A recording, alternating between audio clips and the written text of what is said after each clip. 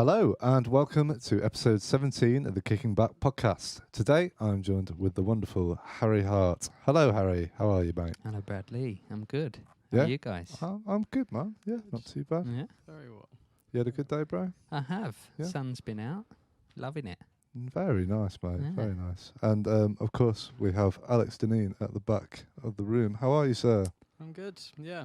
Yeah? I'm feeling like things are looking up. Wow. Positive It feels vibes like, here. yeah, things are starting to look up. Yeah, man, I'm feeling that. Are you feeling that? Not at all. Harry's morbid. fucking It's miserable. grim. Yeah.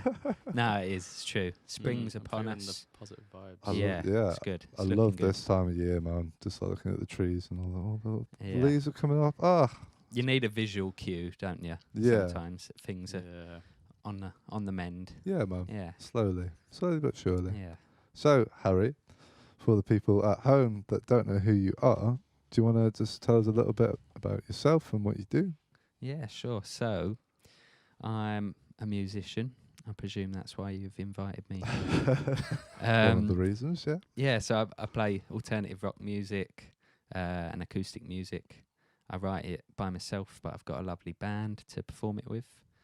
And I've done that for many years.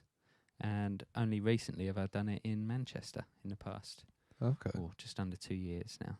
So you moved here two years ago. Yeah, Oh. well, yeah, about a year and a half. And Right. obviously the majority of that Yeah. has been, at home. So can't say I know the place well yet, but I did what I can when things were open. Right, yeah. So I've still got to connect with my new stomping ground. Of course, man. So did you... Oh, well, I guess you didn't have that much time to experience Yeah. Manchester. Yeah, not But really. You're liking it thus far? Is it better than Australia? You know, like... The What- whole what- of Australia. Yeah, the whole of Australia. Manchester's better than that, right? Yeah, it's a different place, but it's brilliant. There's a lot on offer in Manchester. Yeah. It's good people. It's good, very strong community sort Mm. of focus, Mm. and people just want to get behind you. If you're trying to do something, people are all for it. That's brilliant. That's Yeah, sort man. of what drew me here, I suppose. So what's it like in terms of like... So whereabouts in Australia did you come from? Sorry. I was in Sydney In last, Sydney, but cool. sort of lived here and there over the years. Cool. And what's it like in terms of like a music scene over there? Is it...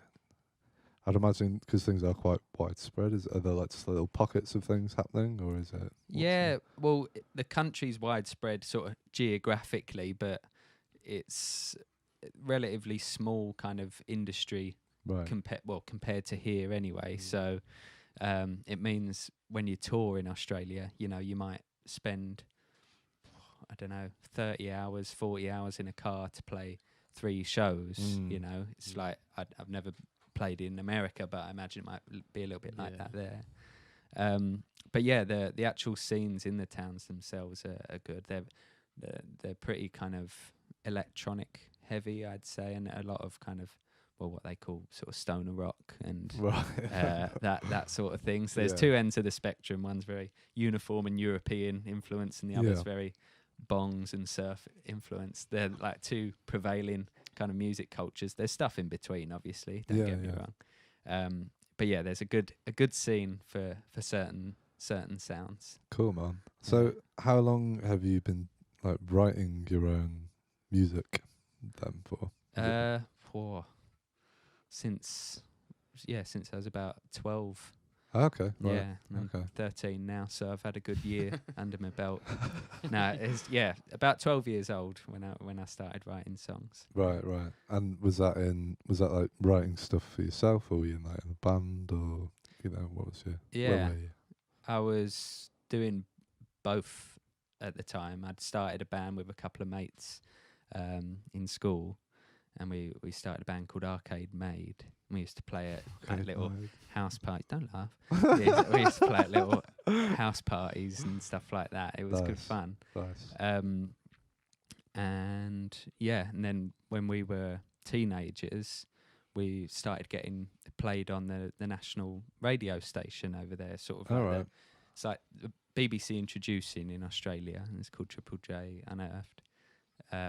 So yeah, within a couple of years, we we were already sort of getting a taste of what it's all about, you know, Right, which yeah, was yeah. cool. Yeah, Oh, nice one. yeah. So, do you come from like a musical family, or is it something you just kind of picked up on your own? Yeah, in my sort of immediate family, they were like my parents don't play any instruments or anything like that. Mm. But sort of everyone else on my mum's side does. So my nan, for example, she had a piano, and I Right. picked up piano there. My uncle always played guitar whenever, you know, we'd visit, which was fairly often Right, in yeah. East London. So I don't think I realised how much it was actually a part of my younger life, if you know what I mean. Until Right, yeah. yeah. So then when I wasn't so intimidated by playing an instrument, because they were a comfort in sort of familiarity rather than like a thing I don't know how to play or what to do with. Cool. So, if you were to, this could be a fun question for you. If you were to like describe what your music sounds like to You someone, just can't describe it, Brad. You just it's cannot. indescribable. I've tried. Can't be done. Can't be done. I think to describe the music, like I sort of hear my music in a few different categories. When I write, I tend to think this is it's sort of easy to imagine 3 different artists or 3 different albums, if you like, and it tends to fall into one of those 3. Okay. And one is just acoustic music, just sort of classic folk influenced acoustic music. And the other is sort of guitar rock, more contemporary sort of guitar rock, like the Kooks and Arctic Monkeys and that sort of thing. And the other is a bit more ambient sounding guitar music with some synthesizers in it, things like TV on the radio, Okay. Talk. I've been on a big Talk binge lately. Talk. I don't think I've ever heard of Talk. You'd know Talk. You'll know. You definitely know. What Yeah. tune? What's their bangers? It's My Life. It's my life. Yeah. What? It's the- It's my No, life. that's I know Bon that's Jovi. Bon That's the Jovi, wrong innit? It's My Life. You would probably know. Not that one. Not that one. What's another big Talk song? I can't think of any George, other Talk Can hits. you put some Talk tunes? My favourite album of theirs is called Laughing Stock, but it's not. There aren't really any hits on it. It's just very weird, ambient, the good stuff from the 80s in Britain, sort of thing. Okay. So I like to think there's a bit of that in that third category of Yeah. songwriting, but to other people, maybe it all sounds the same. But in my head, there's a little distinction between those 3, you know, that it tends to fall into. Right. Okay. So that's my elevator pitch for what I sound like. That Is was good? yeah. That was good, man. Bloody long elevator. Have you got some Talk songs there for us, Josh? Let's just pull it up. So, Life's what you make it. Is that? oh, camera 4. There we are. I can't bloody read that. Oh, can we see anything there that I would recognise? I really want to know what that is. It's My Life song is now, because I've just got Bon Jovi in my head. Gwen Stefani covered it. It's my life, don't you forget. No, it's still not going. George knows It's it. got a bit of a sound like the original. I think you would hear it and go, oh, it's that. Yeah, those Okay. drums. Yeah, Right. I'll look at this. it's all right if you're not familiar afterwards. with it. It's fine, man. We all No, have it's not. classics that just fly off the radar, Yeah, don't man. you find? Yeah. I apologise because I get annoyed when someone says, "You've never heard this." You think, well, think of how much music there is, how much literature there is, Yeah, how much man. film and TV there is. You're going to miss something. Yeah, exactly, man. Okay. Well, a very detailed description of your sound, there, man. Is that one I you told you it's prepared earlier? complicated, Brad. I told you. So, in terms of like, I'm always interested in what kind of music you had on in the house at home. If there's any influences from your parents or anything that you think back to, and you're like, oh yeah, that's kind of something I was drawing from. Yeah. Bill Withers was on a lot, and in the car, he was definitely up there. T-Rex was on quite a lot. I've just recently got into a bit of T-Rex. Yeah. I'm digging it, man. Yeah, some Mm. good Digging it. stuff. I watched some little. What's the singer called from T-Rex? Mark Bolan. Bolan. I watched a little documentary on him. Right. And Okay. it was it was interesting. Yeah. He died in a car crash or something, didn't he? I think. Did I'm he? not sure, to be Something like honest. I don't know the history of. Yeah. Well, I don't remember that bit happening in the doc, but maybe. You'd have thought that would be in the documentary. You Yeah. think so. Yeah. It So didn't maybe stick in I'm my wrong. mind. Maybe. But yeah, they're great, man. Yeah. It's good stuff.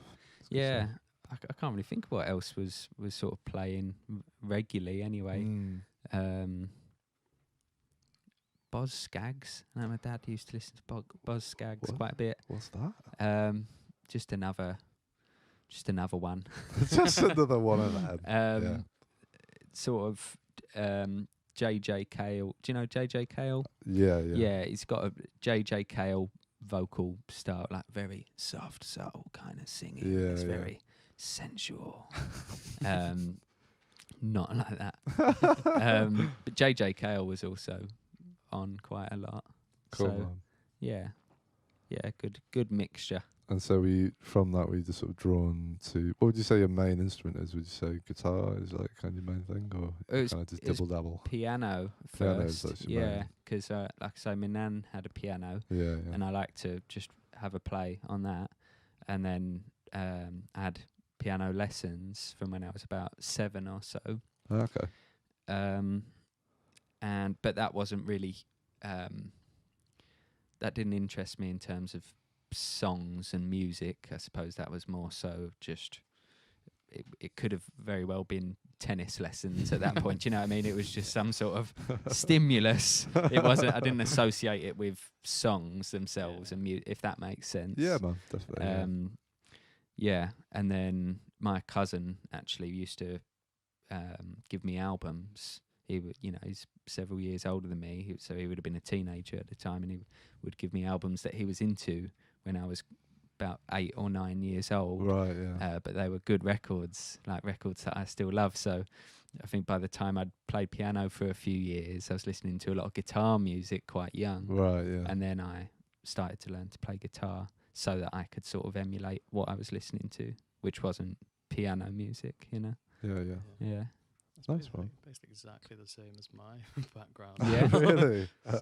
started on piano, like pretty young, and then I was just got kind of bored. Yeah. Wasn't really into the music as such. I mean, I still play today, but was a lot more drawn to guitar, sort of early teens kind of time, I think. Yeah, it depends Yeah. what you're listening to, doesn't it? Yeah, there's a lot of kind of. There was mostly a lot of like blues stuff was on in the house. Like my mum used to play loads of Eric Clapton and JJ Cale as well. I think was on at some point. So yeah, I think that was kind of originally what drew me towards it. Yeah. And if there were some keys in that type of music, it's in there, but it's not in the foreground. Yeah, So a bit of organ in the buried. background. yeah, when you that age, you're not thinking, oh, I think I hear a bit of organ. Maybe I'll have to keep up the piano lessons. Yeah. That's true, man. So Harry, what have you got going on in the pipeline in terms of stuff that's happening at the moment and maybe happening this year? Who knows? On the current climate. I feel like things that are supposed to happen this year now will happen this year. So that's why I've actually been comfortable in getting ready for some things to happen this year without feeling like I'm running the risk of wasting my time, which is good. So that sounds pessimistic, but it's actually a positive statement. So I'm putting out an album this year in July, start of July. It's only a short album, but I've put out a few singles from it already this year. And there'll just be a local album launch. Haven't really decided on whether or not to tour it yet. Right, yeah. But there'll definitely be a local show for it in August, and that'll be that'll be the first show with this lovely band that's been put together in the UK. We were all ready for our first show, and then it didn't happen obviously last year. Yeah. So we should definitely be rehearsed, shouldn't we? You'd be ready by that. yeah, I think so. So that'll be good. Yeah. I mean, you told me a funny fact before. It's like we've had every single member of your band on the podcast. I'm lucky Apart last. from you. Yeah. I had no idea. I just found out. I was like, oh yeah. Yeah, that was all part of the plan. So Yeah, man. yeah. You're the peak, and now it's all downhill from here. Yeah, no, it's great. I don't know how that happened actually, but I think you might have spoken to Nathan. Yeah. Nathan told me, the drummer Nathan told me that he'd mentioned me to you Right. guys. Yeah. So I think it might have been one by one. Everyone mentioned another member Just of the drip band. feeding. Yeah. Very hard. Work to treat. It worked, man, and here you are. Yeah, just to go through who's in your band. So it's Dan Allison, Mm-hmm. James Davis, Mm-hmm. Sean Rogan, and Nathan Carroll. Mm-hmm. Awesome. So is this? Did you have a band when you were playing back in Australia as well, or is this? Yeah. So that lineup changed sort of a couple of times, but there was always my friend Gordo on drums, and my friend Jimmy on guitar, and I had a couple of bassists. Last year, a guy named Jerry, and another guitarist named Paul. And yeah, they were good dudes, and it's nice to know like they're still all engaged in something musically over there. Right. In fact, the drummer Gordo, he has a YouTube channel, which is what he sort of does, you know. Oh, right. Okay. But I know that very recently, I think someone just hacked it and deleted it. Whoa. And that's his thing. That's what he does. What does he do on the old YouTube? He drums on buckets. So he was a street performer. Yeah. You know, still does that to my knowledge. But he had a YouTube channel from all of his videos that had over 1 million subscribers. It's what he's, you know. That's it. It's just gone. Well, yeah, that's what he was. Recovered. I was talking to him earlier today. He was just messaging, and he said he's trying to find out if they can, you know, recover it in any shape or form. So I'm really hoping, Gordo. We're hoping, mate. Yeah, we're fingers hoping. crossed, Gordo. Yeah. Good luck, man. That's brutal, though. Yeah, man. it is. It makes you realise, doesn't it? Yeah. How much, you know, if you put all the work into platforms. Wipe it. Yeah. So I'm a big fan of the mailing list. Now, you know, now if there's something to try and encourage people to do, is join the mailing list at least. You know, there's no middleman, is there? Yeah. Unless they get hold of your email and then they're fine. But, you know. Don't give them ideas. They're watching. The hackers.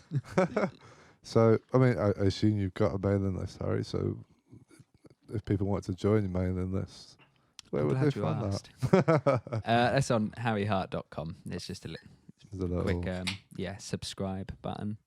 But yeah, that is, I sort of understand that more and more as social media gets tougher and tougher when you're trying to share stuff that you're doing that you think some other people might be interested to hear about.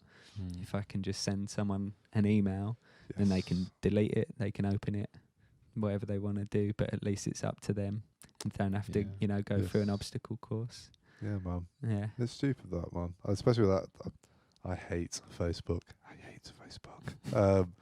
Just like, it's impossible to get your stuff out to people, do you know what I mean? Unless you're paying them money to like get it. It's just like they just put a blockage in the way every time. It's like, well, it's pain, man. confusing as well, and it sends mixed messages to you because you might share something that you're sure is something worth checking out if someone has chosen to follow you or have some active involvement in what you're doing.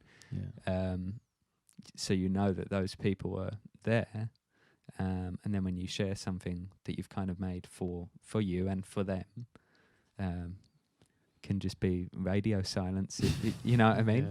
Whereas if you can send it to them directly by email, then they can actually just delete it. So no, it is weird. Choose to delete it then. They exactly. At least it's their choice and not Mark's. Yeah. Mark Zuckerberg's. Oh, Mark, don't get me started. A 3-hour rant about Mark Zuckerberg. So you do your own little show as well that you were telling me about. Yeah. So tell us a bit about what that is. Yeah, so that's a fairly recent sort of venture, which is a radio show called The Connect, which is presented by our little label called Kinda Grizzly. And there's a few sort of ideas went into it, but basically we just wanted to, well, obviously share the label itself, but also sort of the idea of the label and what it represents, and that is Australian and British music. Cool. So every month I do a little show with 5 artists from those 2 countries, emerging artists, and try and get people from the other country to listen and vice versa. Ah, Yeah, so That's fun. that's the idea. But I'm really enjoying putting it together because I listen for it when I, obviously, once the show's finished, I like to go back and listen to it. They're not very long shows. right. And I listen to the 5 artists, you know, and realise, wow, a lot of the time it's someone that I've met or played a show with, and that's how I've come to know them. It makes you realise there's a lot of talent knocking about, you know. Yeah, man. That's Yeah. it. Do you have what's your process in terms of if people haven't approached you in terms of finding people in those 2 different places? Well, my brother is sort of the other half of Kinda Grizzly, so Okay. he sort of runs the show in Australia. So if he's not letting me know about an artist that he's come across, then like I say, it could be someone that I've played a show with over the years, while I was over there or here. I don't really know where else I don't think I intentionally seek out artists, really. I think if something, you know, if there's an artist that's in mind at the time, it's because when you heard it for whatever reason, it stood out, you know, you really enjoyed it. So I've sort of got a good habit, I suppose, of taking note when something catches my attention, when something cuts through the noise, be it on a Spotify playlist or radio or whatever. Right, yeah. Because you realise how rare it is, you know, like it's not, you know, it's not every song, is it, that makes you go, oh, I like this song when you've heard it for the first time. I love that moment. Do you know what I mean? That moment of excitement when you're like, I think I found a new artist. It's just like, yes. Yeah. It's a great feeling, man. I listened to the new one of that is like a guy called Michael Kiwanuka. Have you heard of him? Yeah, I've never listened to his records, to be honest, but I know he the won name. A Grammy or a Brit or something. There's a self-titled album called Kiwanuka. They won some awards for, but it's Molto bene allora. It's a beautiful album, really is. I would definitely recommend it to everyone.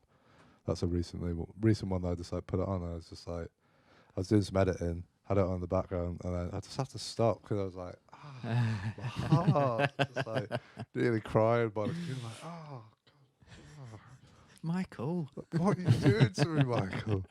So yeah, that's one I would definitely recommend. Yeah, cool. I'll have a listen. Yeah, it's a name I've come across many times, but haven't. It's kind of, I'd equate it similar to some of the earlier like Gorillaz stuff. I don't know if that's it. Like I can't remember what the albums. What's the album that they did at Manchester Upper Theatre, James? Demon Days. Demon Days. One of my favourite albums ever. Similar kind of like just beautiful arrangements and like orchestral stuff going on. Right. So it just like makes everything flourish in a really beautiful kind of way. Right. It's good. Yeah. Cool. Well, he's got a lot of hype to live up to. I better put this I album know. on. I know. Yeah, no, he's really good, man. I would highly recommend. Is there anyone in like the past couple of weeks that you've picked up on that you're like, this is pretty fucking awesome? That's a good question. Put you on the spot there. Yeah. I'm just trying to think of like an album or an EP or something that I've really enjoyed and heard for the first time. Are you more of a putting an album on or like listening to single tracks? What kind of? Yeah, I'm not really fussed. Right. I think if I'm enjoying what I'm listening to, I don't really mind. Like, I suppose if I'm gonna sort of delve into something for the first time, it will generally be whatever Spotify has spoon-fed me with their more popular songs. Yeah. And you listen, there's the most popular song, and you think, okay, that's probably not the song for me. That's the most commercially viable version of this band, Yes. their hit single, you Yeah. know. And then I maybe have a look into the album that was That's from. from. If there were to be some sort of pattern, that would be it. But yeah, no, I'm trying to think of a good album or EP that I've come across recently. Is there anything you've got, Alex? I was just trying to think. Or Harry's thinking.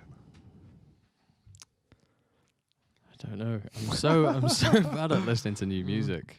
Or if it is, it's Right. just stuff I like hear that that's gone around the house or whatever. Like, I not very often do I just like go into Spotify on my own and try and find some new stuff. Or I don't know. That must have been something.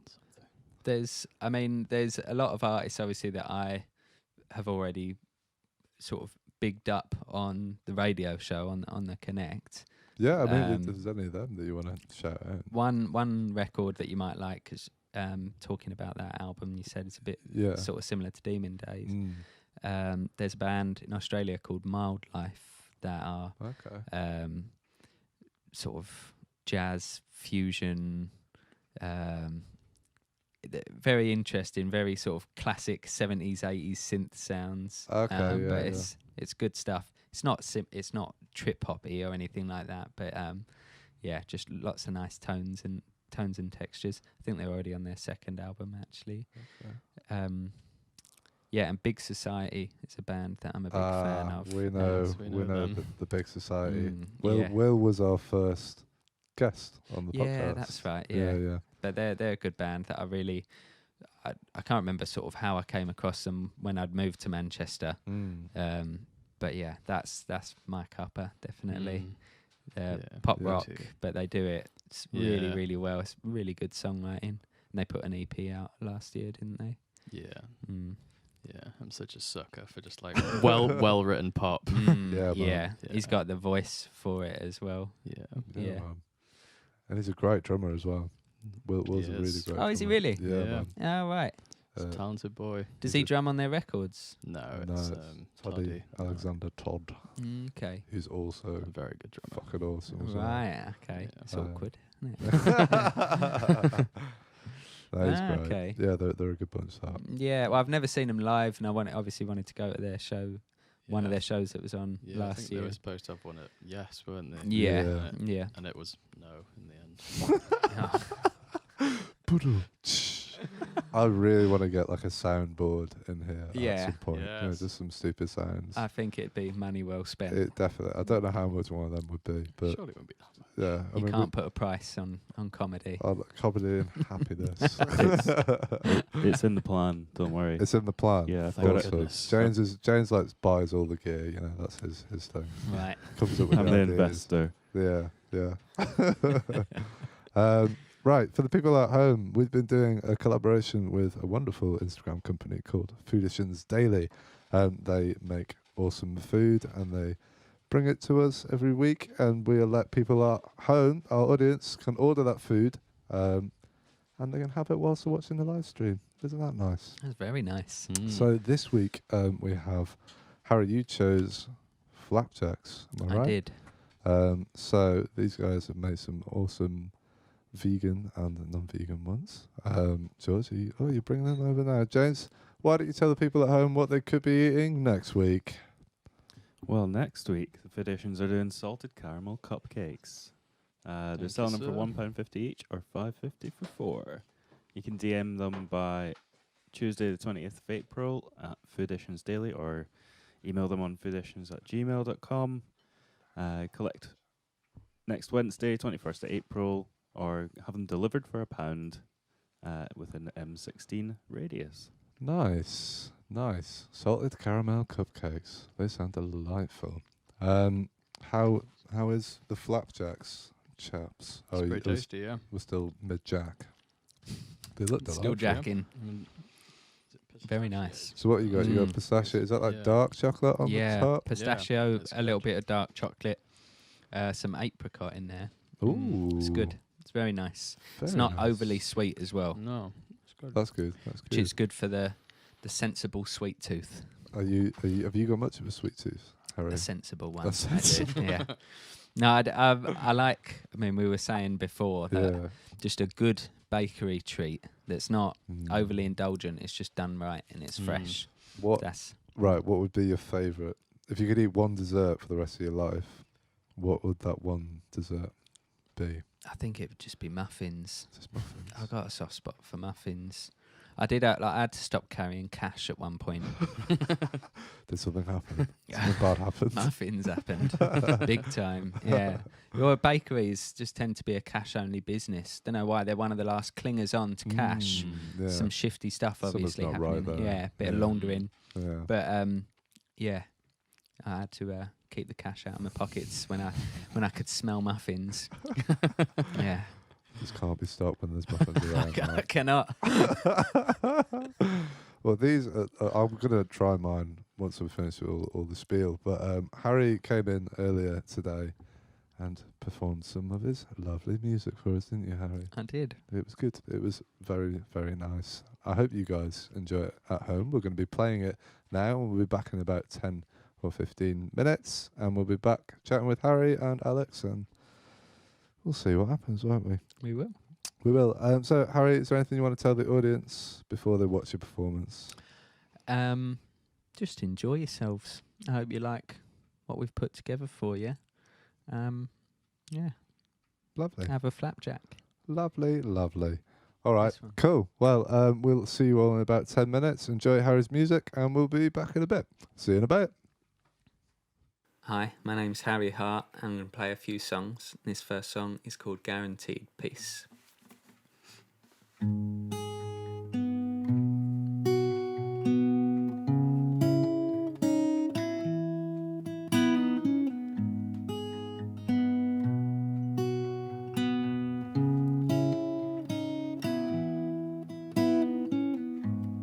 Royals restored. One more shell in the chamber.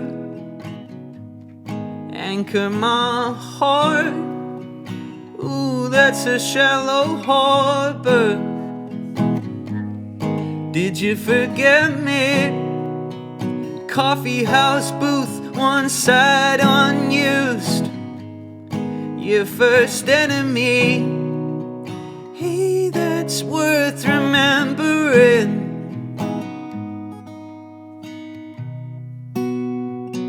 Hey, that's worth remembering.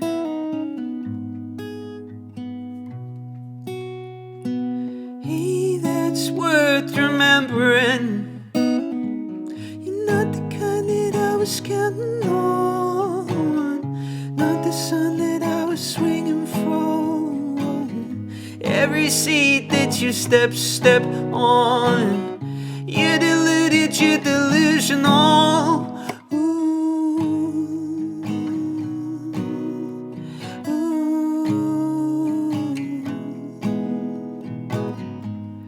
Reason of things, the pain and joy ambition brings. Take it from him. He's suited up, he claims he's starving. Hey, that's worth remembering.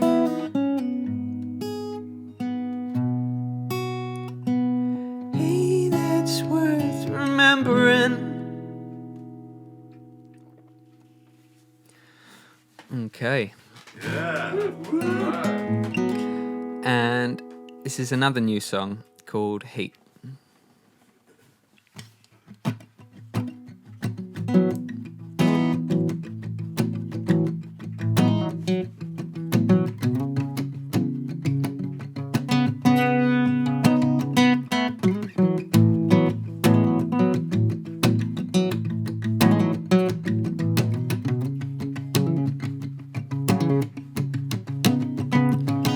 Do you swear on your life, ooh, that you're safe, that you're satisfied? Do you listen when I speak? No, I don't want you out there lonely,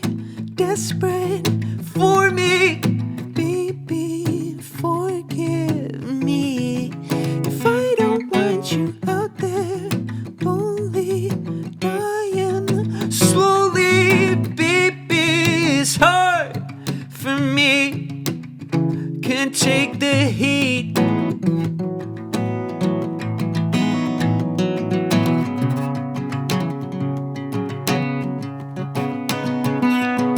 By the edge of the knife, who's stressed out summer nights? Would you care if I cheat? No, I don't want you out there, lonely, desperate for me. Baby, forgive me if I don't want you out there, lonely, dying slowly. Baby, it's hard for me. But ooh, I am out of touch, way down by the thing I love so much. And it's scary if you don't see the difference. Baby, don't ever be the girl I find in a backseat. But I don't want you out there, lonely, desperate for me. Baby, forgive me if I don't want you out there, lonely, dying slowly. Yeah, baby, it's hard for me. Can't take the heat.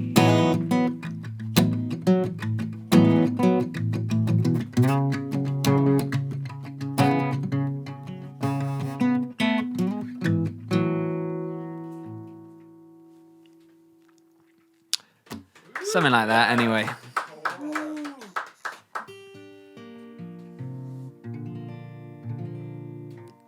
Sounds pretty in tune. So this song is an older song, and it's called Epiphany.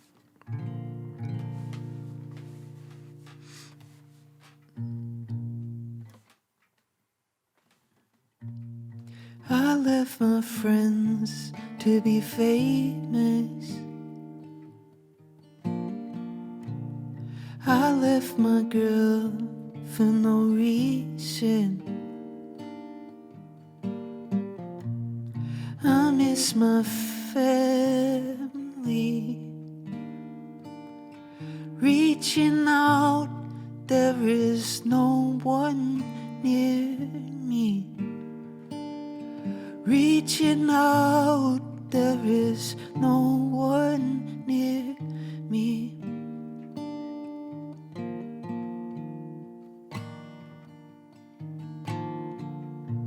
Stuck in the void for the longest.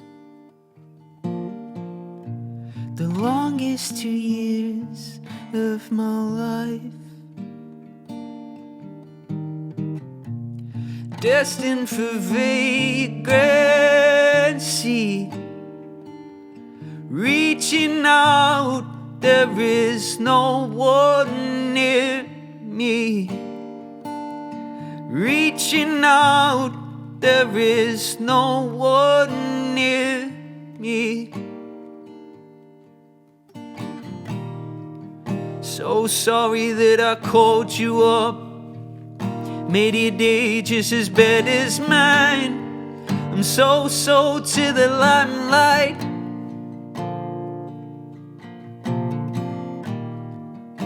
And I'm sorry when I put you out, make your day just as bad as mine.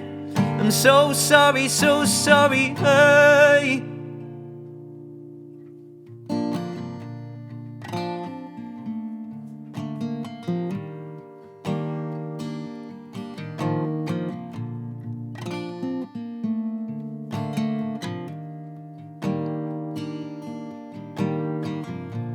Spend every day on your mattress. I grew my hair 'cause it's pointless. Suddenly I'm not so hungry. I was reaching out and I know you'll feel me. I was screaming out, and I know you'll hear me. So sorry that I called you up, made your day just as bad as mine. I'm so to the limelight. Hey, and I'm sorry when I put you out, make your day just as bad as mine. I'm so sorry, hey.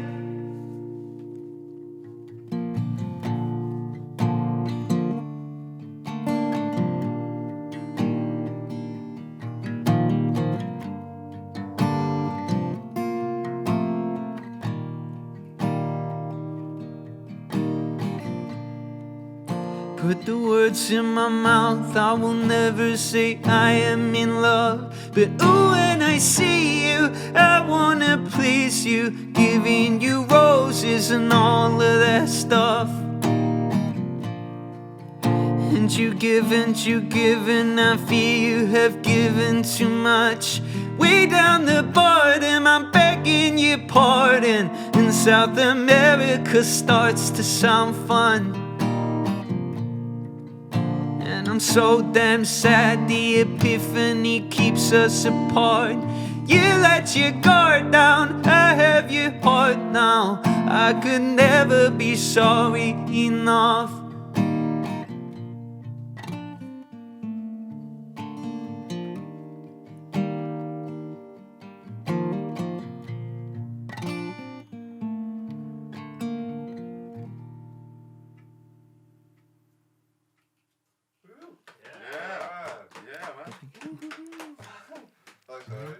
So, where can people find your stuff online, mate? So easiest place to find it is harryhart.com. Short and sweet. Lovely. Right, thanks very much, man. Thank you. Cheers, man. Cheers.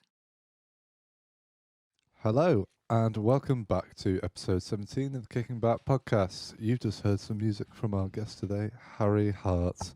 Thank you for coming and playing for us today, mate. Thank you for having me to come and play some songs. It was lovely, mate. I really enjoyed it. Did you enjoy playing in our tiny studio space? It's a massive studio. Yeah, I did actually. It's a really good space. It's cool. I like the colour scheme very much. Oh, thanks, man. Yeah. I chose it myself. Did you? Yeah, I did. Yeah, it's nice. Nice touch. Went on Pinterest, and just looked at like vintage lounge vibes. And then Yeah, well, you've nailed it. thanks, man. Does this studio have a name? Have you named it yet? No, it doesn't. I feel like you probably should. It's just kind of. I'd just say the set. The set. I mean, the living room in our huge manor house. that we're in Yes. Right now, right, boys. The Rec Room. Live from Wilmslow.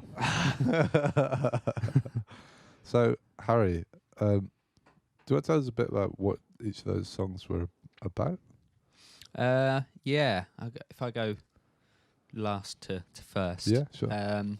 The last song is called Epiphany, and that was written about 5 or so years ago, Right. 4 or 5 years ago, and that song was all about.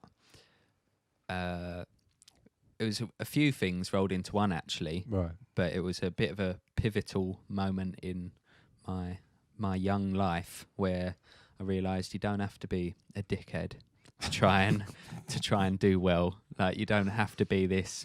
If you want to be a go-getter, you don't have to sort of be ruthless in the process. You can still sort of prioritise being a good person and being good to other people while doing that. And in fact, that'll probably inadvertently help your cause. Yeah, so that song's a little bit about that. And I was saying to Alex just earlier about how the lyrics of that song actually make it sound like a lockdown song. if today is the first time that someone's heard that song, it sounds quite relevant. But it was written a few years ago. Right. Okay. Yeah. Okay. Nice. And that's one of a few songs as well that's actually got kind of a happy ending. I realised as I was having a little warm up on it. I thought, oh, this one sort of ends on on a major chord with like a nice sort of chronological story of things going from bad to good. Oh, Yeah, from minor to major. exactly. Yeah. And the song played in the middle is a song called Heat, which will be on this album. And I don't think it's about anything, to be honest, other than Fair. yeah, it's just a bit of a ambitious pop song that's about poppy things and not really about anything with any sort of substance. Just some words that felt good and Nothing sounded wrong good with next that. to each other. Yeah, man. And the first song is Guaranteed Peace, which came out on Friday. Yeah. And that song is about a little while ago, I had a friend of mine get in touch to ask if I wanted to do a co-writing session with a friend of his Okay. who I'd sort of heard of before, this artist. And I said, yeah, sure. He was coming to Sydney when I was living in Sydney. So I'd spoken with him and he said, well, yeah, let's meet up. And I said, yeah, I'll take you to my studio and we'll do a little co-write and record what we do. Yeah, yeah. And we arranged to meet in a cafe first. And I said, I'll take you out to the studio. And he never showed up at the cafe. Now, I haven't been stood up very often in life with a face like this, Brad. Oh, yeah, yeah, I can believe it. No, so yeah, didn't like that feeling at all. And I even had just sort of textbook cinema. I even had the waiter keep coming over saying, "Would you like to order now, or would you?" Yeah, so, no, he's coming. He's coming, honestly. Yeah, so that's what happened, and I was not impressed. We were talking about punctuality a little bit earlier as well, weren't we? Yeah. And yeah, I went to the studio and just wrote that first song very, very quickly and recorded it very quickly. And yeah, that's what it's about. Did he have a good excuse? Did you hear from him? I think he said he forgot to charge his phone. So not the best excuse. No. Not the best, not the worst, not the Not- best. Yeah. But just charge your phone. Remember Yeah. to charge your phone. But I did get to write a song in the process. I really like the song. Yeah, man. Imagine, like, you know, maybe you would have done this writing session with this dude and it would have been crap. Yeah. Do you know what I mean? And maybe it was meant to happen. Maybe it was meant to be. Maybe. Well, yeah, I'm not an angry person. So when something does make me a bit angry, I have to really try and go and write music very quickly because it's a very explosive emotion, isn't it? So you have to capitalize on it when it pops up. And generally speaking, my favourite sort of songs that I've written are in those moments. Cool. So there's a little, it's difficult one because no one wants to be angry, but I know that I also get a few things done when I am. So yeah, It's a productive time for you. it is. Nice. Yeah. Leave me alone. This is brilliant. Yeah, yeah. Confusing, but doesn't happen too often. No. Yeah, I was gonna, like, so with your like writing process, do you have a particular way that you do things, or is it like you said, like when the moment strikes, you just bash it all out, or do you write lyrics for something first and then, or is it, you know, where do you normally start? Yeah, it's sort of changed in different sort of phases, I guess. But I used to write a lot of music just plugged in to just a mic through a PA, maybe a synth through a PA as well, with an electric guitar, and would just play very loudly. Just a lot of wailing and Right. yelping and horrible tape echo sounds, and just as much kind of just filling a room with noise until Right. something very raw about just making a lot of noise that tend to help me get something creative happening. Maybe it's similar to the closest thing to anger, you know. Yeah, Yeah. maybe, yeah. Yeah, I need to see a therapist, I think, is what we're establishing. So I used to write a lot of music like that, Right. plugged in and loud, so it felt like the way it would feel on a stage, you know.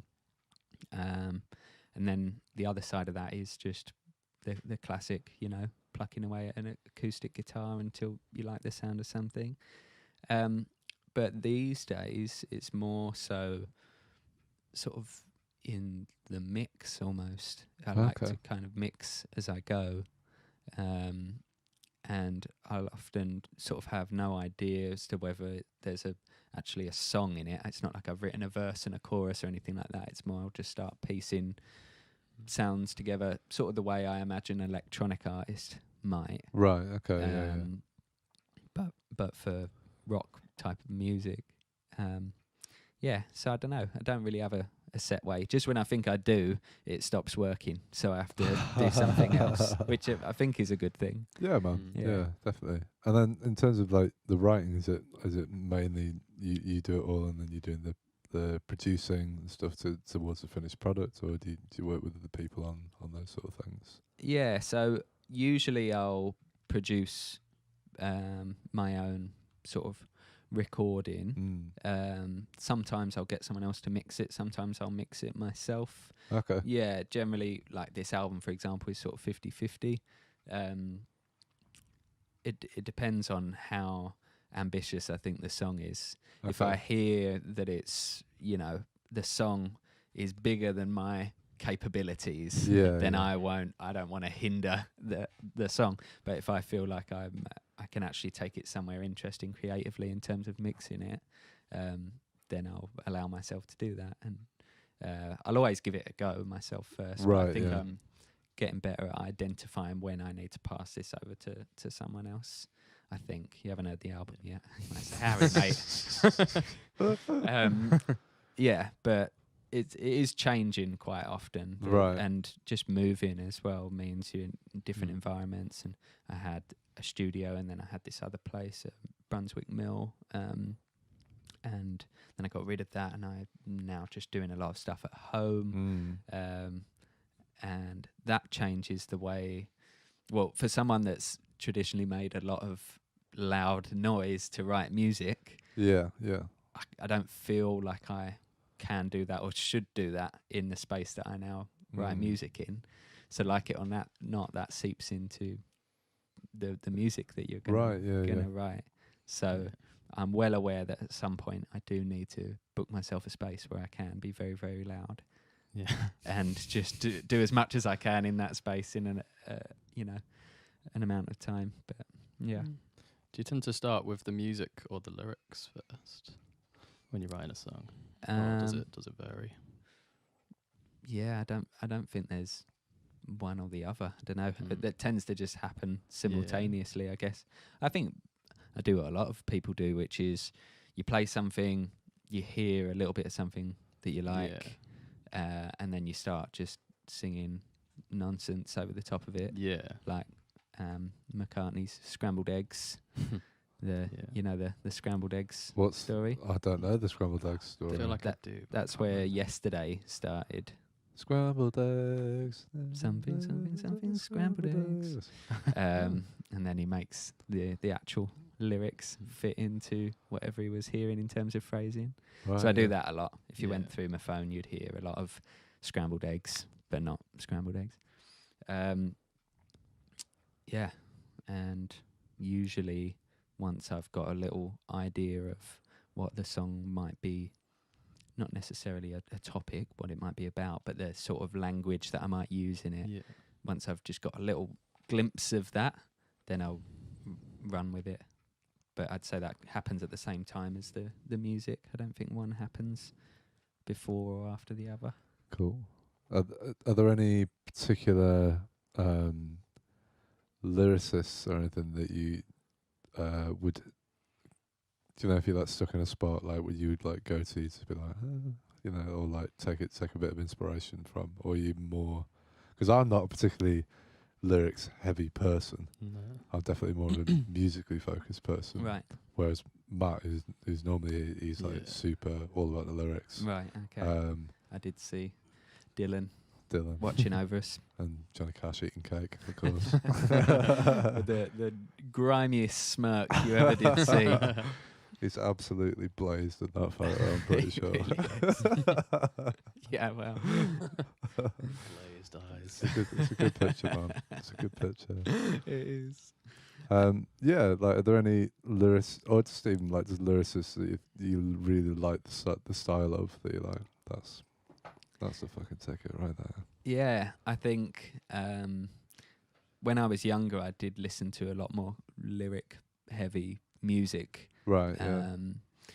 And I'd say sort of top of the pile there would be an Irish artist called Fionn Reagan, Okay. who's a folk artist, who taught me a lot about how to use lyrics in a semi-cryptic, semi-relatable way, without just using, similes and metaphors. Right. He's really interesting artist, and the first album's called The End of History, and it's an acoustic album. Okay. But yeah, there isn't. I don't think there's an acoustic album that stands next to it. It's just so the guitar work is so beautiful, but the lyrics are so unusual as well, and just really, really good at setting a scene, and you feel like you're in the room, and you feel like there's textures that he's describing, even though he's using very few words. And yeah, really, really good. And also a New Zealand band called The Veils. They're London/New Zealand band. Right. Finn Andrews is the name of the songwriter in the band, and he's got some really profound, brilliant lyrics. It's a band called The Deers. Not heard of them. These From are all Canada. Right. I'm trying to remember the singer's name. Murray Lightburn, I want to say. Okay. He's got a solo career as well. He's a very good lyricist. So yeah, there's quite a few, and Jack White was a big part of that as well. As someone that knew how to invite you into their world with their lyrics. Yeah, definitely. Yeah. Because he's been accused of being a bit of a dinosaur in the past. I remember he put out a statement once upon a time saying, "I'm not a technophobe. I just have an artistic commitment, I suppose." Where he's not going to sing about Instagram. He's going to sing about the landline or Morse code, or however far back he wants to set his period piece of music, Yeah. But I really like that. So I think now I think about it, the common kind of thread there is lyricists that can make you feel like they live in a different world, and you get a little glimpse of it, and it's quite cinematic, and it almost makes sense. Right. But it doesn't quite. Like The National, I'd say, is another one that's brilliant at that. It's like, I think I relate to that. I'm not sure, but I think I do. Convince yourself that you do. Yeah, exactly. Yeah. And these days I listen to more hip-hop than anything else, so there's sort of two sides to the intrigue of lyrics in hip-hop. And one is that it's so not my world at all, but is actually someone else's world. Yeah. That's really captivating. And the other side is there's more conscious hip hop that is your world, because it's almost like someone else has listened to your interior monologue. But it turns out a lot of people have similar interior monologues. And what sort of artists would you relate to that sort of conscious sort of lyric writing? There's Homeboy Sandman is a favorite artist of mine, of current kind of rappers. I would put Black Alicious, I think, are an underrated hip hop group in terms of conscious style I feel like I hip-hop. know some of that. Do they have like one big tune? I've definitely heard. I forget what a it's tune. called, but where they rap like the alphabet is kind of the one Yeah, that I people are think familiar with. Yeah. But they actually have good albums. Their albums are great. Kendrick, obviously. I've never been a particularly big fan of Common, but I can like appreciate that sort of side of his lyrics. Yeah. All sorts really. John Wayne. I don't know if you've heard John Wayne. There's an artist that he was on Stone's Throw. I don't know if he's still on Stone's Throw, but he's really good as well. I like a lot of sort of alternative hip hop, I guess. It's hip hop with a twist, See, as soon as you said John Wayne, I was just picturing cowboy, Yeah. John Wayne, but it's not that guy. It's not. Yeah. Just double check it. Yeah. He's a very large white male with a long sort of curly hair, so you wouldn't pick him as a rapper, Okay. but okay. he is. He's very good. I'll check that out. Mm. I'll check that out. Okay, I'm going to ask you a question that I ask everyone. Go on. You're stuck on a desert island, Harry, for some time, Oh no. and you need to take 5 albums with you to sustain you for this, however long it may be. What 5 albums would you go for? I did have quite a concrete list for a while, but I Right. haven't actually revised it in a good 5 years or so now. On there, at one stage, that I'll think of the ones that would still definitely be on there. Okay, For sure, I'd still have Demon Days, Gorillaz. nice. I did have Silent Alarm, Block Party, Ooh, their don't know first that one. album, Okay.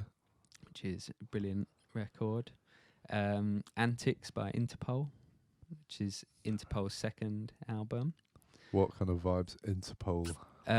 They're sort of like a modern Joy Division, but a bit more, rocky. What else was on that list? Well, I won't think of the previous list. Let's make the new list. Oh yeah. Let's make a start on it. Go on. Take Care, Drake is one of my Okay. favourite. Well, definitely one of my most played records. They're just like an album full of singles, really. They could all be singles. Right. Yeah. Yeah. What else would make that list? I think that's 4, isn't it? That's 4. Yeah. Let's think carefully, Harry. You got to think carefully. about your moods as well, Harry, because Mm. you don't want to depress yourself. That's quite true, actually. You might need a little pick me up. Yeah. There. Yeah. Okay. No, it's definitely they're all downers. Sorry, Single mate. pass with it. It just might be High Violet by The National. Okay, cool. Which is a very good album. I've not really listened to much of the National, apart from the odd single and stuff. Right. I love his voice though. I love where it sits. I like the way that he records his voice, because a very lyrical band, but the vocals are never in your face. Like if I had written his lyrics, I would tell the mixing engineer to turn my voice right up. Yeah, listen to this brilliant lyric that I've written. It takes some understanding, a greater understanding of the song that you've written, to understand that it can just pull it back and people will listen closer. Yeah. I definitely listen closer because of that. Yeah. Oh, that's cool, man. I mean, 'cause he's got quite a low register anyway, and that's something I've always found difficult, because obviously my voice is like fucking down here, so it's like when I'm singing, it's like carving out a space for that, because it sits sort of in the mid range of a lot of like guitars and stuff. That's kind of where it's sat. So it's finding a way to like just the magic, I don't have that problem. You're fine, man. Yeah. I'm just competing with the soprano sax. Squealing up at the top, man. No, that's interesting. No, I honestly wouldn't know where to start in trying to mix a lower voice comfortably. So with the mix stuff that you do, is that something you've kind of just learnt yourself to do? Yeah. The past few years, right? So you'd never like had training or anything. You just kind of stuck out on your own with that. I did 1 year of university in Australia, right? And I don't think it was for me, really. I know a lot of people that did the whole course. It was a degree. So I have friends that finished it and are definitely better mixing engineers for it. For me, I just felt like it. I like to be quite hands-on with that type of thing. Right. Yeah. So I just invested in more equipment, basically, and just thought I'd, go on YouTube a bit more on that type of thing. Right. So it's been a good coming up to 10 years ago, I guess that was. It's a little while. Mm. Something I would love to do more is actually just watch other people mix, you know. Right. You Yeah. can do that to a certain extent, but I haven't done much sort of collaborative or over the shoulder mixing, but I do really enjoy mixing my music, because you learn about it as you go. Is you it know? mostly just your own music that you've done the kind of production side of things on? Only my music. I haven't produced for anyone else. Not to say that I wouldn't. Just the reason that I've been mixing is mostly a practical choice, but in the process that's become a creative thing. But yeah, I would like to mix someone else's record one day, you know. At the same time, I think I'd realise how little I know when it came to that point. Throw yourself in the deep end. Yeah. You can talk the talk, but can you walk the walk? Yeah, I can't even talk the talk. That's the thing. Oh, funny, man. I was going to ask you, feel free to answer the question or not. I'm always interested in people's, how do we call it? I'm going to say spirituality, or like their kind of ethos for life. Do you have any particular things that you follow or do that kind of help you navigate through this crazy life? Muffins. Muffins. Definitely. Spiritual muffins. They are. It's quite a spiritual experience. No, I'm not a religious person. Right. But I've read a lot since I was about 20 years old. I might have been a little bit older than that now I think about it, because that song Epiphany was sort of at that transitional point where I thought I need to learn a few things about trying to do a better job of just being a decent person. So I got my guidance just from philosophy mostly. So I was studied philosophy very briefly, but it gave me a little entry point into sort of using your brain another way, and that goes back to, you know, the fundamentals of like Plato, just understanding why you're doing certain things, why you're thinking certain things.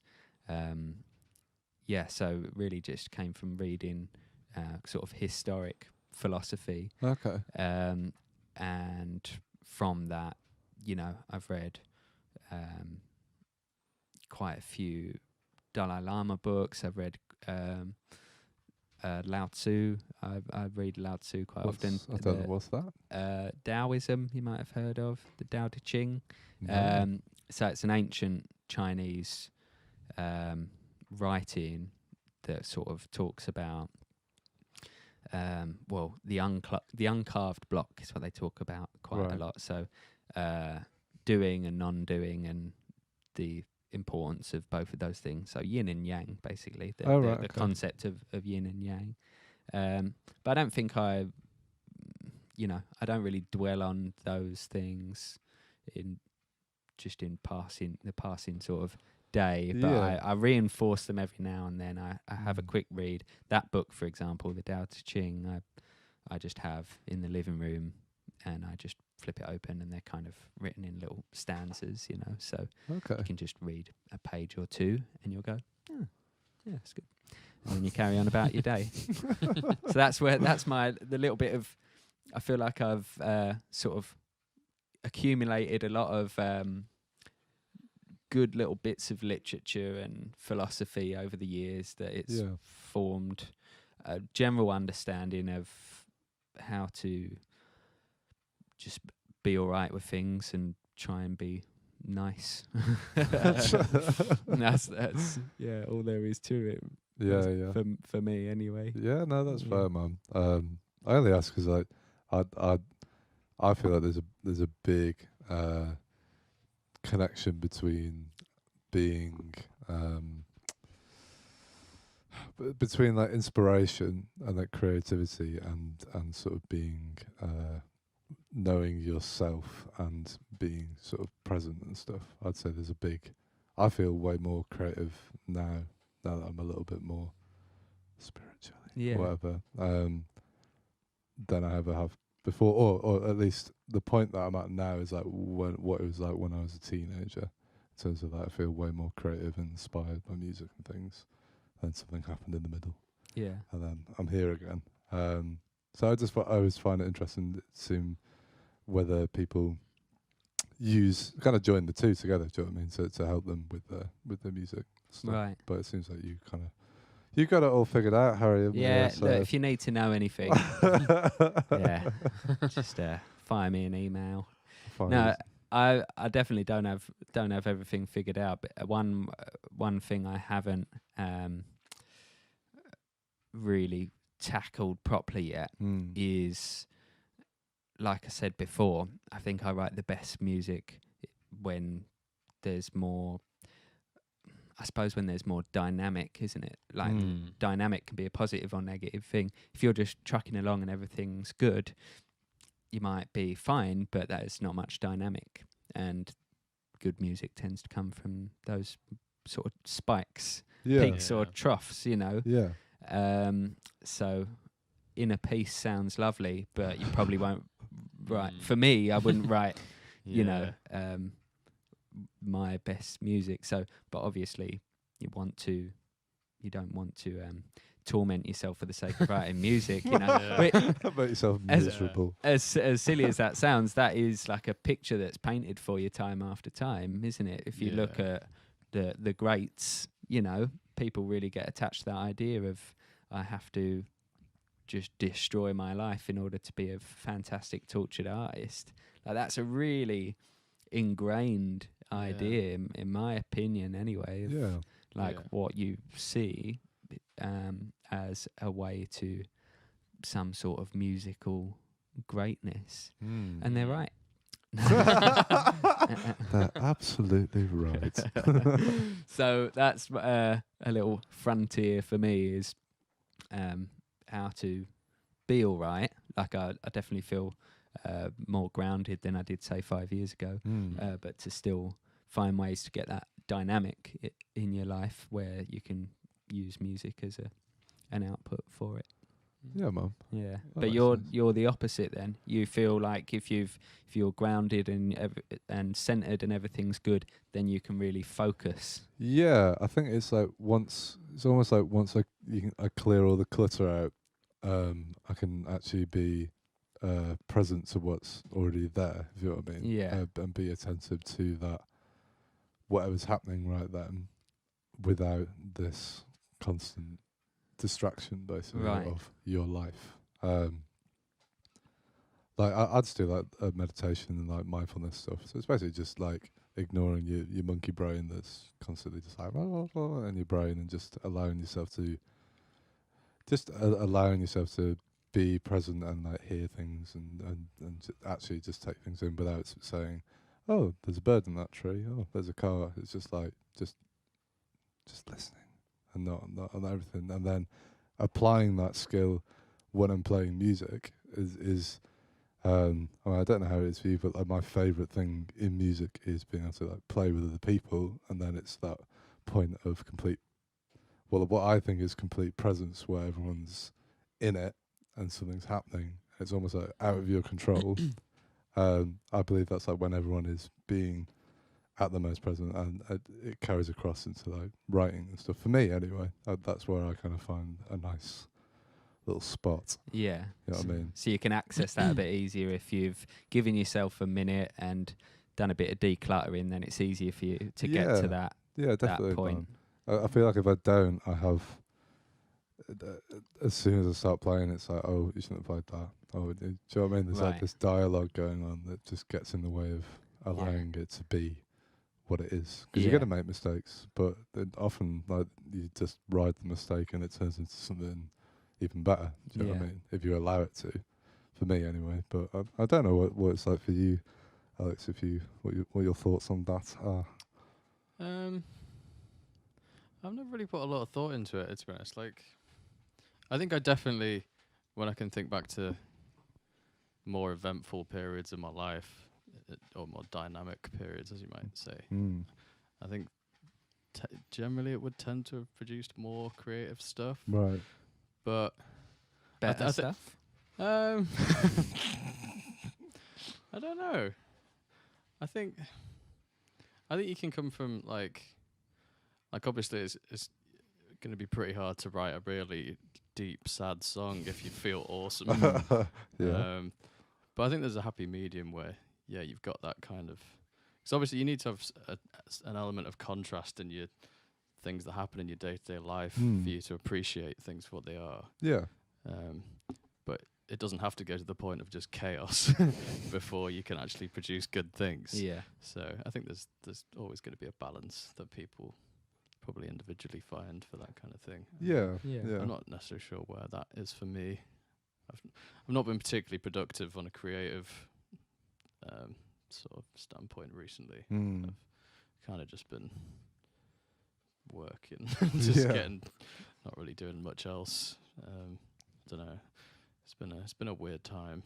I felt it's kind of come in peaks and troughs to some extent as well. Like I'll have like a week or so. I'm like, I feel like I'm really in the zone, and I'm like, stuff's happening. Just like messing around on Logic and writing bits and bobs and whatever, and then you can have another 2 weeks where it just doesn't feel like it's like the last thing I want to do. And it doesn't seem to be a way that I can like make things happen. It just does. It's no rhyme or reason. Yeah, I'm not sure if there's a way I can get into the headspace where things happen, or whether it's just something that is just organic. I don't know.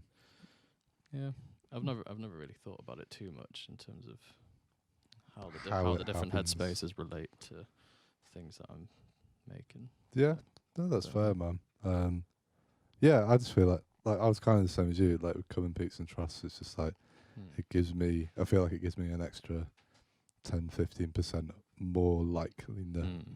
More likeliness? That's not we're going with it. More likeliness for something to happen in that space. It just opens up the ring a little bit, you know? Yeah. For me. But, you know. That's good. Yeah. That sounds like a very healthy way to know you can get more out of whatever it is you're working on. Yeah, definitely. And it's not even just in music as well. It's like kind of in anything that you do. Like same with like when I'm doing the video editing, it's like I can feel myself in a, like we had a guy called Will Hearn on. He talks about it as a flow state. Yeah, you do sometimes just get where you just feel like you're in it. Yeah, you just sit down and it happens. That's generally for me. It's not very rock and roll. It's when I've got a full cup of tea that's stone cold. that indicates to me it's happening. It's happening right now. Now we're talking. Yeah.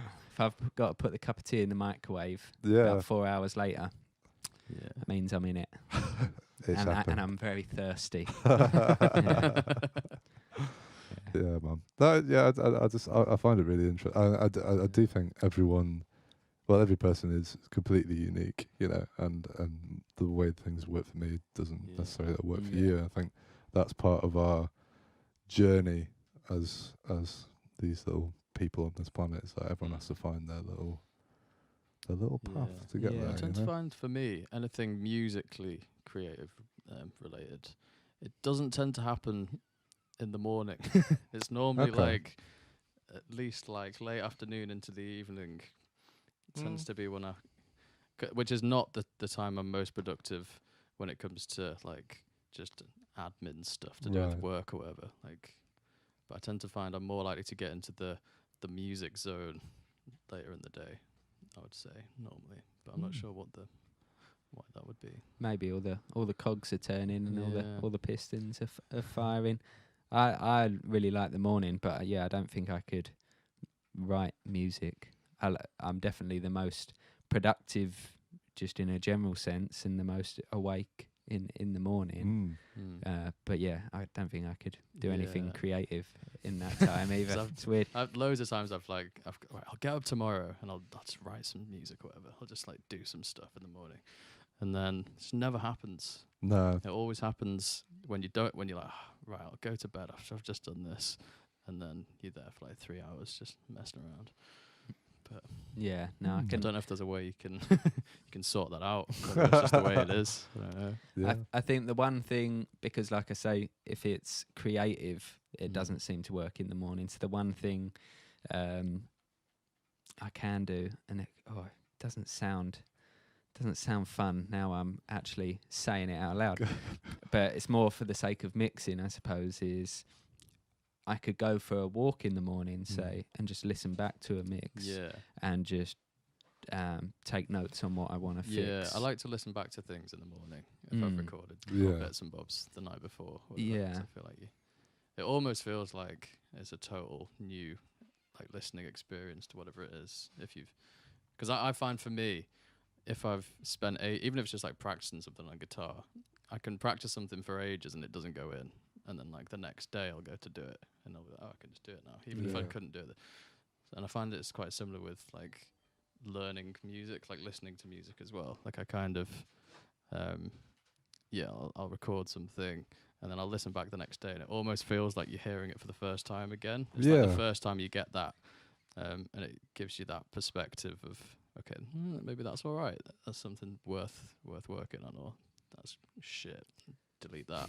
You'll know in the morning either way. Yeah. Yeah, no, I see what you're saying. That's, I think, maybe you can be quite critical, like it. Yeah. Something maybe about the way, for me anyway, the way my brain is running in the morning. It's, like I say, productive but not creative. So to be critical on something you've already done is quite easy at that time of day, but to then add to it might be very difficult. So it's more like a problem solving type of thing with a songwriting or mixing. I could do at that time of day, but but I don't know about you two, but I'm not like a night owl at all. That doesn't work for me. I used to I'm be. not like not to a massive extent. Yeah, I feel like, I'm an early morning kind of guy as well. Just three old boys.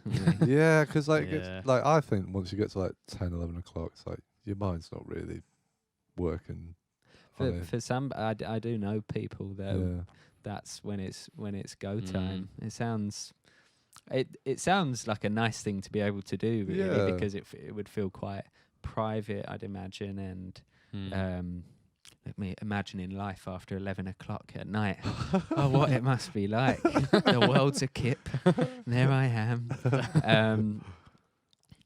That's, I can see why it would be appealing. nice. But for me, I just not how it works. No, man. It's interesting you're saying about the listen to a mix on the walk and stuff like that, because I do that with the video stuff, but I like, so if I'm editing a music video, I'll like export it the night before, and then I'll like watch it on my phone or something, and then just have that on a piece of paper, and just like, because it means you can't immediately go in and start fucking around and fiddling with stuff. You have to listen think to about the it. whole like thing, and then be like, oh, okay. So I think there's something to be said about changing your environments to look at things in a different way. And there are people that believe in the total opposite as well. Like I know Rick Rubin is a big advocate for, you do it in the studio, you go home, you come back and you open the session again when you're back in the studio the next day. Which I understand, for not getting attached to, an early draft of something, be it a demo or a mix or whatever, to not, imprint that version in your head and be scared of changing it. But at the same time, I need to take it out of the context like you, where I can tinker with it, and that way when you're listening back to it, you feel like, okay, this is what I need to do when I get back in that chair and open up the session again. Yeah, man. Yeah, Definitely. Are you quite good? I mean, I'm not very good with this, and I should be better with this. How strict are you with like saying like time management in terms of like, I say to myself, it's like, right, I'm going to work from 10 till 5 and then I'm going to stop. But then 9 times out of 10, it's just like, just blasting it away. I don't think that's ever worked for me or anyone. Ever. I'm sure there's someone that works for, but I just can't do it, man. Yeah, I don't know.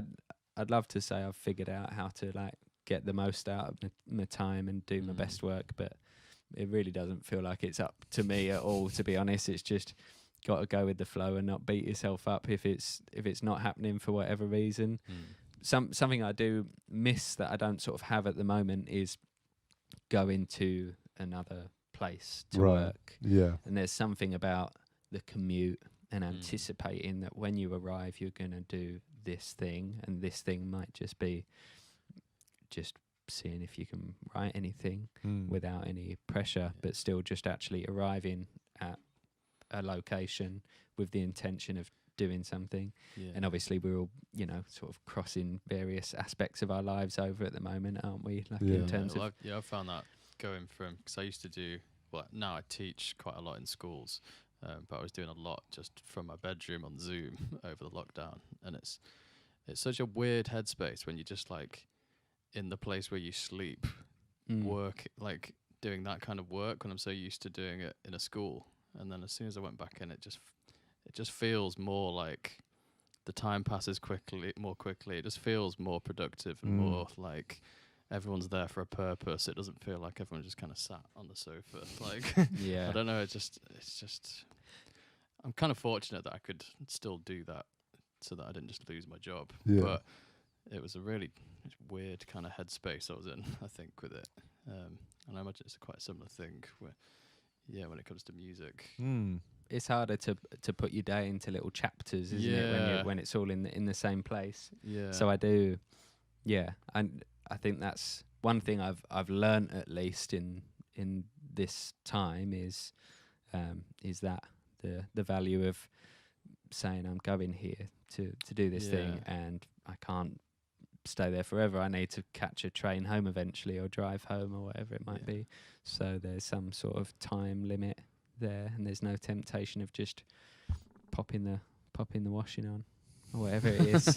You know what I mean? Who wants to mix, like, you don't want to be making something really important to you and really emotional and like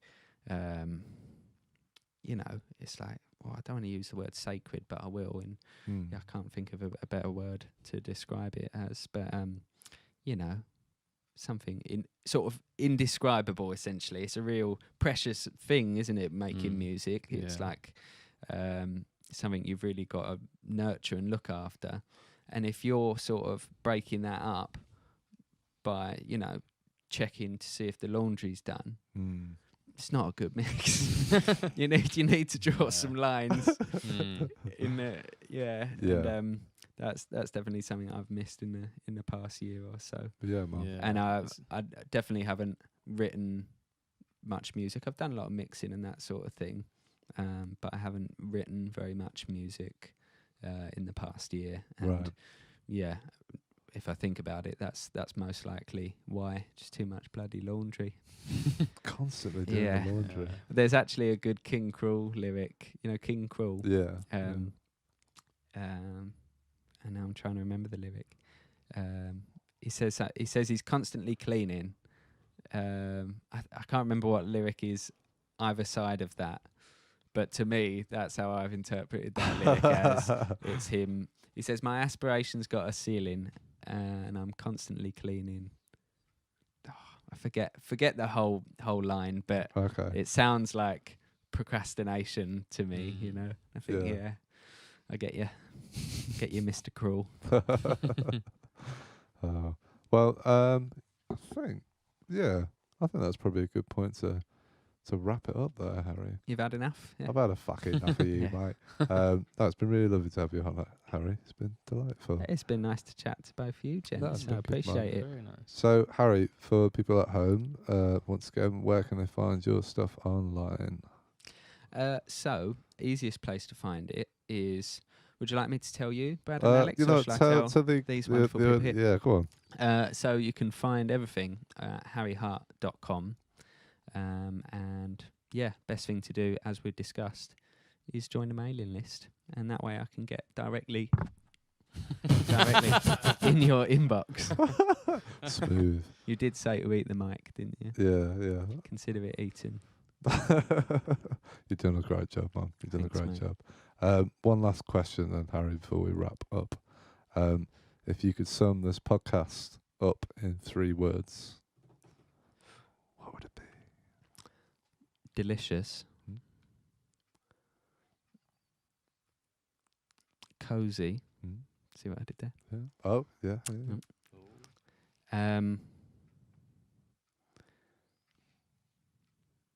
Drum roll.